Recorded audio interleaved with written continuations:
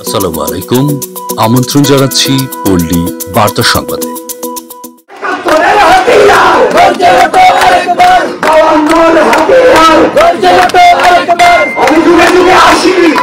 গোপালগঞ্জে কোটা বাতিলের দাবিতে ঢাকা খুলনা মহাসড়ক অবরোধ।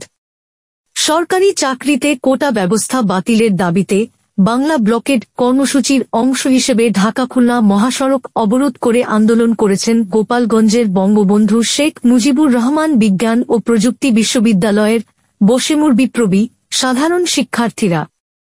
সোমবার ৮ জুলাই বিকাল ৪টায় বিশ্ববিদ্যালয় ক্যাম্পাসে একটি বিক্ষোভ মিছিল বের করেন সাধারণ শিক্ষার্থীরা। এ সময় মিছিলটি ক্যাম্পাসের বিভিন্ন সড়ক প্রদক্ষিণ করে বিশ্ববিদ্যালয়ের পেছনের চরপাথালিয়া এলাকা হয়ে ঢাকা খুলনা মহাসড়ক অবরোধ করে অবস্থান কর্মসূচি পালন করেন শিক্ষার্থীরা।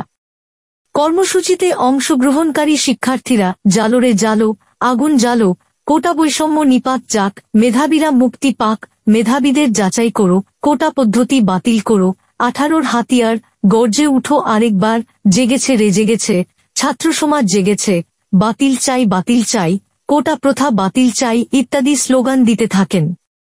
আন্দোলনরত শিক্ষার্থীদের সঙ্গে কথা বললে তারা জানান, কোটা প্রথার কারণে দেশের মেধাবী শিক্ষার্থীরা মূল্যায়িত হচ্ছেন না। দেশের প্রশাসনে মেধাবী শিক্ষার্থীরা সুযোগ না পাওয়ায় দুর্নীতিতে ভরপুর সকল সেক্টর। যেখানে মুক্তিযুদ্ধ আমাদের জন্য গর্বের, সেটাতে আমরা কোটা প্রয়োগ করে করুণার জায়গা বানিয়ে ফেলছি। এই কোটা প্রথা অযৌক্তিক।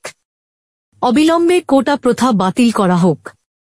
এ সময় শিক্ষার্থীরা কোটা বাতিলের দাবি মানা না হলে কঠোর আন্দোলন চালিয়ে যাওয়ার পাশাপাশি ক্লাস ও পরীক্ষা বর্জনের ঘোষণা দেন। অবরোধ চলাকালে ঢাকা খুলনা মহাসড়কের দুপাশে বেশ কিছু যানবাহন আটকা পড়ে।